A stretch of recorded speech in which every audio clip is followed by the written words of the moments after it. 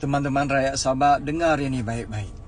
Kita nak bagi tahu supaya rakyat Sabah jangan lupa walaupun sehari tentang apa yang pernah diucapkan oleh Perdana Menteri sekarang ini, Anwar Ibrahim. Pada tahun 2022, dia pernah bercakap isu MN63 diselesaikan tanpa banyak rundingan jika Pakatan Harapan dapat mandat.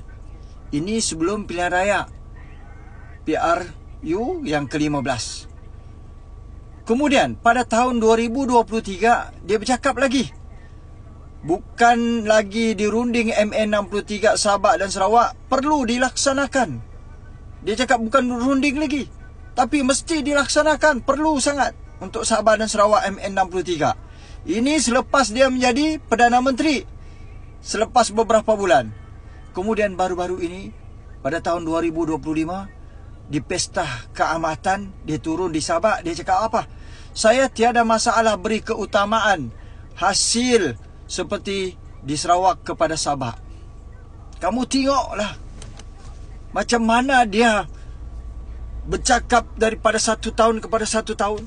Macam mana dia berjanji daripada tahun ini kepada tahun ini. Macam mana perangai dan sikap dia. Kalau ini pun dia tidak mampu untuk terjemahkan dalam pelaksanaan dia, untuk bagi MN63 kepada negeri, kepada wilayah Sabah dan rakyatnya. Lagi sekarang diorang mau bertanding di Sabah. Kamu rasa apa diorang? Apa kamu rasa oren kah? Kalau diorang ini menang Pakatan Harapan PKR bersama dengan JRS, kamu rasa itu dia boleh tunaikan? Sedangkan dia sekarang ini sudah menjadi Perdana Menteri.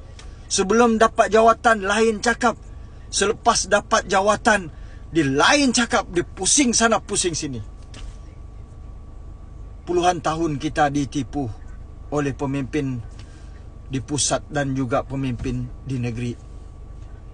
Lagi maukah kita mau kena tipu 5 tahun ini? Ayo #selamatkan Sabah. Kita perlu tukar ini kerajaan JRS bersama dengan macai-macai dorang Parti Melayah Pakatan Harapan ini. Perlu kita nyahkan dorang. Jangan bagi dorang menang, jangan bagi dorang berkuasa.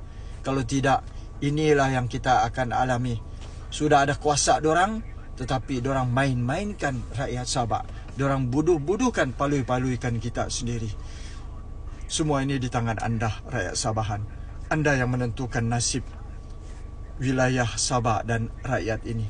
Bukan di tangan pemimpin politik, tetapi di tangan rakyat, pengundi-pengundi semua.